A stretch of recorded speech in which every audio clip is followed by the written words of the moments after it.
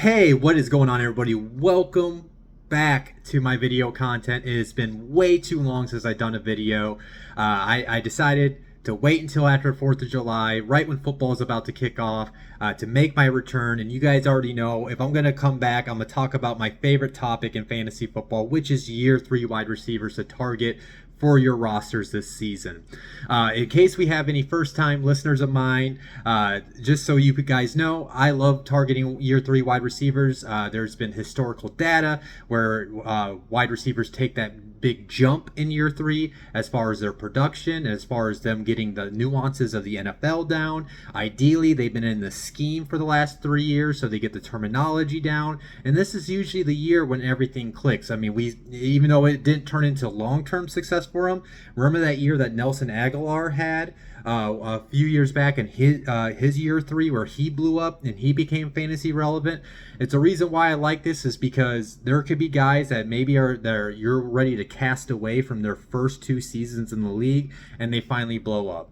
Before I dive into this video, just to kind of give you guys the format, what I'm going to do is I'm going to dive into some examples from the last 3 years where wide receivers have seen an uptick in their production in year 3. Then I'm going to give you guys my top 5 wide receivers I am targeting. I'm going to talk about players that I am willing to spend a draft selection on. And then I got a handful of players that I think you should just at least monitor their situation. And then depending on what happens in the preseason or even into the regular season, they might be worth a pickup for your bench. So let's go ahead, dive into the video. Some examples from the last 3 years. Going back to 2021, my example is Deebo Samuel. Of course, these are only receiving stats. Year 1, he had 81 targets, 57 receptions, and 802 yards, and 3 touchdowns in 15 games. Year 2, he was banged up. 44 targets, 33 receptions, 391 yards, and a touchdown in 7 games. And then year 3, the receiving part of his game blew up. His targets went all the way up to 121. He had 77 receptions, 1,406 yards, and 6 touchdowns in 16 games. And then you look at a player like CeeDee Lamb in 2022, a player that saw consistent production, that was already fantasy relevant, but then he even blew up more in year 3. Year 1, he had 111 targets, 74 receptions, 935 yards, and 5 touchdowns in 16 games. Year 2, he had 120 targets, 79 receptions, 1,102 yards, and 6 touchdowns in 16 games. And then his stats increased in year 3. Jumped up to 156 targets, went over 100 receptions for the first time with 107, jumped up to 1,359 yards, almost got to double-digit touchdowns with his 9 touchdowns in 17 games. And then my prize possession was from last season. He was number 5 on my list in last year's video, Nico Collins. He was kind of banged up in the first 2 years. Year 1, he had 60 targets, 33 receptions, 446 yards, and a touchdown in 14 games. Year 2, he had 66 targets, 37 receptions, 481 yards, and 2 touchdowns. And then, like I was saying on my boys Roy Countryman and Robert Robinson's Steelers podcast the other week, he finally got a real quarterback and a good offensive system, and everything clicked for him in year 3. He jumped all the way up to 109 targets, 80 receptions, 1,297 yards, and 8 touchdowns in 15 games. So yeah, those are just some examples. There are other wide receivers you can look at from the last 3 years. And like I said at the beginning of this video, you can go back to Nelson Aguilar's year 3, where people were ready to throw him out of the building. And then year 3, he had a big jump in his production. And that's why I just love to target year 3 wide receivers. So let's just go ahead, dive into my top 5 list. I don't think there's any questions about this guy. But my number 1 target this year is going to be Garrett Wilson. I am going to be trying to get him as my wide receiver 1 on majority of my rosters come draft time here in August. Year 1. 147 targets, 83 receptions, 1,103 yards, and 4 touchdowns in 17 games. Year 2, 168 targets, only got 95 receptions, 1,042 yards, and 3 touchdowns in 17 games. You can clearly point that to quarterback play. Like, obviously, I believe if Aaron Rodgers played last year, the difference between those 168 targets and 95 receptions, that gap would be significantly closed. So that's why I think he's going to completely blow up this year with Aaron Rodgers back. And even with if something happens with Rodgers, he is up there in age. Just say maybe the Achilles happens again or something does sideline Rodgers. I do like Wilson, where you can trust him with Tyrod Taylor as the backup. I would see him at least, no matter who the quarterback is, finally getting over 100 receptions.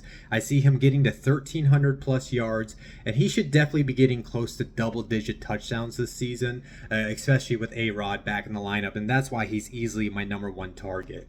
My number two year three wide receiver, I'm going with Drake London. Looking at his first two seasons, in year one, he had 117 targets, 72 receptions, 866 yards, and 4 touchdowns in 17 games.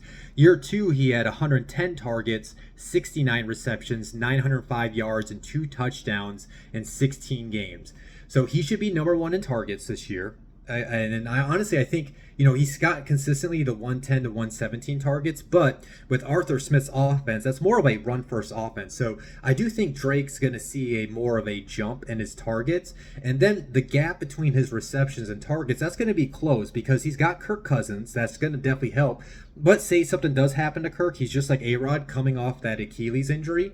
But they got Michael Penix Jr. So I think there's a higher floor for production for Drake this year, and then it's easily the best situation he's been in. And like I said, he should be the number one in targets. The only really person I think that might push him for targets in some games would be Kyle Pitts. I think he's going to end up getting close. Actually, you know what? I'll go ahead and say this. I think he gets over 100 receptions, should easily cross the 1,000 yards, and then with his big body presence, he should get close to the double-digit touchdowns this season. My number three, year three wide receiver, I'm going with George Pickens this season. Looking at his first 2 years, he's kind of had that steady production, right? Year one, 84 targets, 52 receptions, 801 yards, and 4 touchdowns in 17 games. Year two, 106 targets, 63 receptions, 1,140 yards, and 5 touchdowns in 17 games. Now, the biggest concern with him would be him getting consistent quarterback play. I will be honest about that. What will he get from Russell Wilson or Justin Fields, whoever the quarterback is? But regardless, he should lead the team in targets. And the only way he would maybe kind of drop off is if they were to acquire a Brandon Ayuk. But other than that, I love George as a deep ball threat with Russell Wilson. If Russell Wilson can kind of get that deep connection with him like Russell had in Seattle with DK Metcalf, I think George Pickens could easily push to be a wide receiver one and by the end of the season, meaning he ranks at least in the top 10, top 12 wide receivers in fantasy. I just think unless, really honestly, I really am not too concerned about the quarterback play, just because I think he's going to be funneled so many targets. And if Russell can just at least get back to his accuracy, you're going to see that large gap between his receptions and targets close, where he's going to get closer to the 100 receptions. And I think he should get closer to the double-digit touchdowns. He might still remain around 1,100 yards just because this is that Arthur Smith offense where they're going to be more run-heavy. But when they have nobody else proven in the wide receiver room, it gives you a super high ceiling for Pickens this year. My number 4 guy, I ended up deciding to drop him. I had him at number 3. I was debating between him and Pickens for the 3 spot. But my number 4 wide receiver, year 3 wide receiver, is going to be Chris Olave. I think he's just a high floor player. Year 1, 119 targets, 72 receptions, 1,042 yards, and 4 touchdowns in 15 games. Year 2, he had 138 targets, 87 receptions, 1,123 yards, and 5 touchdowns in 16 games. Should lead the team in targets this year. Like I said, I think he's a high floor player. I just have my doubts if he's going to have a high ceiling this season, just because you got Derek Carr and more likely Spencer Rattler will be the backup. But it's not necessarily the quarterback play. I just don't really trust the Saints offensive line this season. So I do wonder if they're going to be able to push the ball down the field quite as often as I would like to trust. But I think he's still going to see, like last year he had 138 targets. He should be seeing those high amount of targets. And then if him and Carr can at least work on their connection where they can reduce that gap between the receptions and targets, he should be able to have maybe a push for the 100 receptions, maybe push for 1,200 yards. I'm not sure if he can get to double-digit touchdowns, but I still think it's a high floor. I think he's a very safe player for you to draft this year. My number 5 spot. Let's see if I can hit 2 years in a row. Like I mentioned earlier, last year this spot was Nico Collins' spot for me. This year I'm going to go with Jahan Dotson there for the Commanders. Year 1, he had 61 targets, 35 receptions, 523 yards, and 7 touchdowns in 12 games. Last year, he had 83 targets. He had a jump up in targets, but only managed to get the 49 receptions, 518 yards, and 4 touchdowns in 17 games. Now, Terry McLaurin's going to lead this team in targets, but with that being said, Jahan Dotson should be number 2 in targets most weeks. This is going to be a Cliff Kingsbury offense, so you know they're going to want to throw the ball often, and they're going to try to push the ball down the field as much as they can get. I do like that they got Jaden Daniels, so ideally we're going to see consistent quarterback play, unlike what we saw last year from Sam Howell and Jacoby Brissett. Now, I will say this, if the Commanders happen to be the team that would trade for Brandon Ayuk, obviously his value would drop a little, unless maybe Jahan Dotson would end up getting moved in that situation, or if for whatever reason they traded Terry McLaurin because they got Ayuk, which wouldn't really make much sense to me. But it just depends on that situation. If there is a trade like that, it does kind of change the situation. But if things stand for the Commanders when it's draft time here in August, I'm definitely trying to get Jahan Dotson on my rosters. I think you can get him at a great value right now, where he could end up being a strong wide receiver 2 in your lineup every week if he hits that year 3 bump. And I think with this Cliff Kingsbury offense, I think he will get closer to 100 targets. He's probably going to get 70 to 80 receptions, but this year he should get over 1,000 yards for the first time. And I mean, we saw him in 12 games in his rookie year get to 7 touchdowns, so there's a possibility he can get to those double-digit touchdowns as well. And that's why I see him having that like Nico Collins bump, right? He's kind of like steady. He's shown some good things, but just hasn't all clicked for him. I think that's going to happen this year for Jahan Dotson. Moving into this next section, these are guys I'm willing to use a draft selection on. So these are guys where I am trying to get them on my bench. I'm trying to stash them. I'm not trying to draft these guys to depend on them in the first month. These are guys I'm willing to, because how I draft is I always draft guys that I plan on starting for the first 3 to 4 weeks, barring injury, barring a completely drop off in performance. And then these are guys I would like to stash, where if I end up hitting on them, then I can get them in the lineup come week 3, week 4, week 5, if the guys I drafted to be my starters are not performing. So just I'm not going to go with too much in depth as far as their production, but just kind of give you guys an outline on them. First guy, Jameson Williams for the Lions. I think this year, with him being 2 years removed from his injury, he's going to be 3 years within that offense. I think we're going to see him have that year 3 jump. He should have games where he ends up being number 2 in targets. Now, Sam Laporta will get his. Amon-Ra St. Brown will be the target leader. There'll be games that Sam Laporta has the second most targets. But I do believe this year we're going to see games where Jameson Williams has the second most targets, if not some of the most targets, maybe in a game or two. And then obviously if something happens with the Amon-Ra St. Brown, that would actually increase his value. And this maybe is my belief in him as a talent when he was entering the league. I just think he offers a super high ceiling this year because of his talent and with him entering year 3. One guy I've definitely got my eyes on because he popped off to me last year and he got fantasy relevant is Rashid Shaheed. It's another year 3 wide receiver down in New Orleans. I did talk about how I do have my concerns over that offensive line, but I think there's going to be some moments for Rashid Shaheed to be startable throughout the season. Last year he got 46 receptions on 75 targets for 719 yards and 5 touchdowns. And with the reason why I like him too, there's a pathway where he can be behind Chris Olave and have the number 2 targets for the season. And just because of his field stretching ability, I think he offers a high ceiling if the passing attack for the Saints could put it together. Like I mentioned earlier, I kind of got some concerns about it, but there's a pathway where Shaheed could be like a high-end wide receiver 3 for fantasy rosters, and then when you get into those bye weeks, he's a guy you're willing to, put in for that guy that's at a bye because Shaheed might blow up for over 100 yards and a touchdown for you. Next guy, Khalil Shakir. He showed some good things towards the end of the season for Buffalo last year.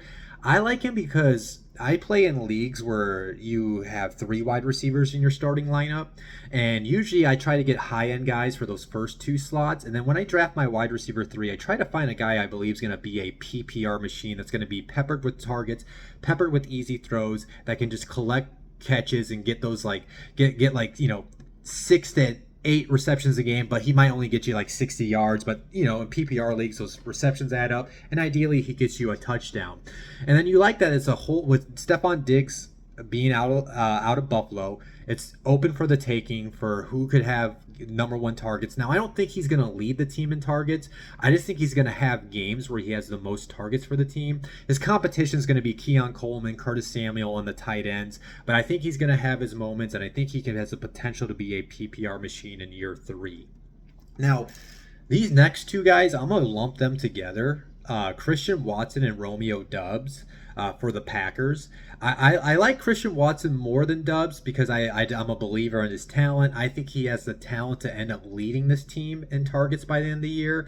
But if we're being honest with Christian Watson and Romeo Doubs, there are a lot of mouths to feed in that Packers offense. There's those 2. They got Jaden Reed. They got another guy I'm going to talk about before this end of this video, Dontavian Wicks. I do have a concern that this Packers team is going to be like 1 week it's Christian Watson, 1 week it's Dobbs, 1 week it's Jaden Reed. But these are guys I'm still willing to stash on my bench because if injuries happen to the other players, that's just going to open up a great opportunity for them to be funneled all the targets. But I still, like I said, if there's one Packer year 3 wide receiver I'm willing to draft, it's definitely going to be Watson. I think he can end up leading the team in targets, but I would still be happy with Romeo Doubs because he does have a knack for getting in the end zone. He had 8 touchdowns last year. But again, both are worthy of a draft selection, in my opinion, to at least stash on your bench and see how this wide receiver room for Green Bay ends up working out.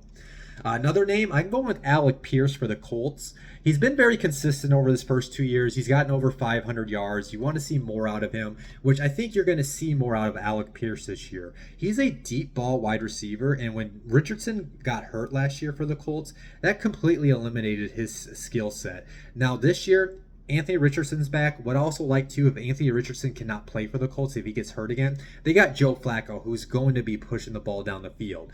So I do believe there's going to be games for Alec Pierce where he's going to have end up being like number 2 in targets in some games, not all games.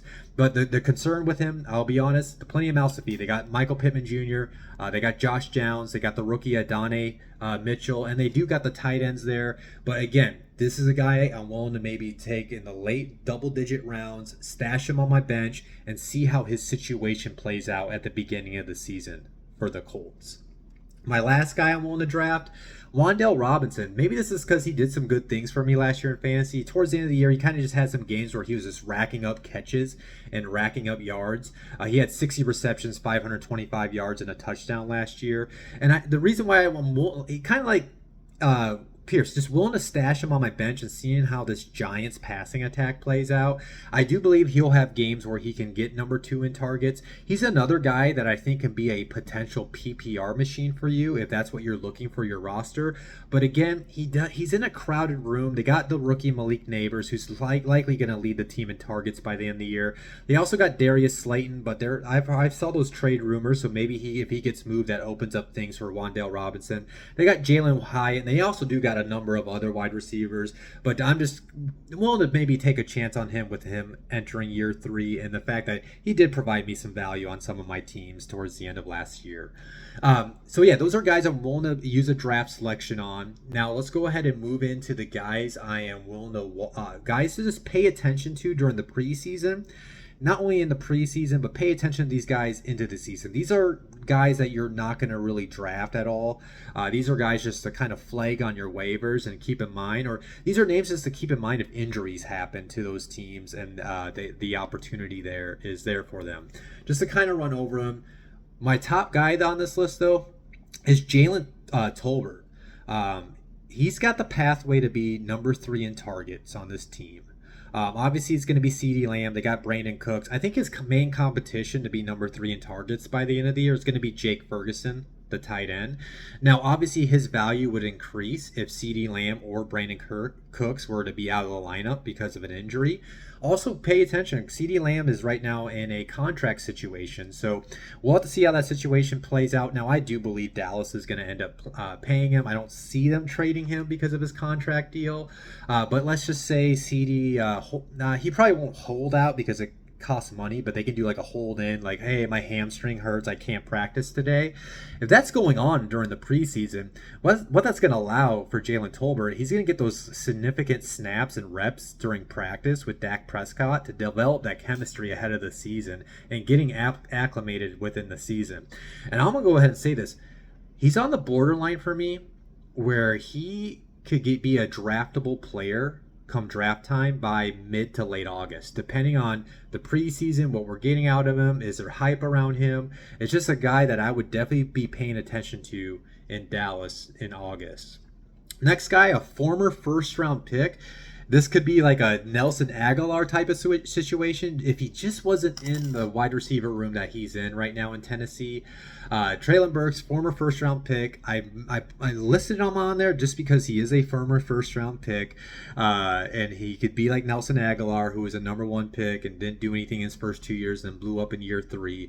But I'll say this. He's on the outside looking in Tennessee. They got DeAndre Hopkins, Calvin Ridley, and Tyler Boyd. So unless those guys get hurt, Treylon Burks is not going to be rosterable at this point. But if he ends up getting traded to a favorable situation between now and late August, he might be worth a dart throw in the late rounds. So say he were to get traded to Pittsburgh. Pittsburgh doesn't have really any proven options outside of George Pickens like I was talking about earlier. If he gets there, there's a chance he can end up being number 2 targets on a team like that. So he's a situation just to pay attention to if he gets traded. And then if you start seeing the wide receivers for the Titans start to drop because of injuries, he's a name to watch on the waivers in the season. Next guy, I'm going with Tyquan Thornton for the Patriots. Mainly because I kind of like what he could potentially be if he can stay healthy. That's been his biggest thing. He only played 13 games in year 1 and only 9 games last season. My biggest concern with him, there are a lot of mouths to feed in New England. They got Demario Douglas, Kendrick Bourne, Jalen Polk, Javon Baker, Juju Smith-Schuster, and KJ Osborne. There's a lot of guys there, but guess what? None of them are the proven number 1 option. So there is an opportunity for him to be the number 1 targets, be number 1 in targets by the end of the year if he has a year 3 breakout. So this is a guy you need to watch during the preseason. Look into those Patriots training camp reports. See who's standing out. And if you're seeing Tyquan Thornton's name pop up often, he's a guy that you might want to consider stashing on your bench. But again, this might be a situation for him that we're not going to see play out until we're into the season. And then the next guy, I'm going to Calvin Austin. He's a year 3 wide receiver for Pittsburgh. Missed his rookie year. Didn't really do much last year. But like I've said with George Pickens, there's no set guy. Maybe Pat Freiermuth, the tight end. There's no really set guy that's going to be number 2 in targets. So there might be games if Calvin Austin could end up being number 2 in targets. Now, this is likely a situation you have to see unfold during the season before he becomes rosterable, but there is some off-season hype surrounding him as far as what he was looking like during OTAs. So, but that's OTAs to see if that's going to carry over in the training camp, the preseason games, and see what that's going to look like in the season. But that's just a name to watch for in the season and seeing if he's having a year 3 breakout. The other guy, it's a guy I mentioned, I kind of teased, Bo Melton, another year 3 wide receiver for the Packers. He actually was on the Seahawks. He's drafted by them. He didn't sign with the Packers to the end of year 1 in December. Last year, he had that 1 breakout game for them. I kind of like what he showed, but I'm more leaning towards Watson and Dubs. But like I mentioned with Watson and Dubs, if those two guys get hurt, if other wide receivers start to get hurt in Green Bay, go see if Bo Melton's on the waiver wire for you during the season. Pick him up because he's in year 3 and he might be having that breakout season. So yeah, that is my return video, guys. You guys know I had to talk about year 3 wide receivers. I am planning on trying to produce 2 videos a week for you guys over these next few weeks.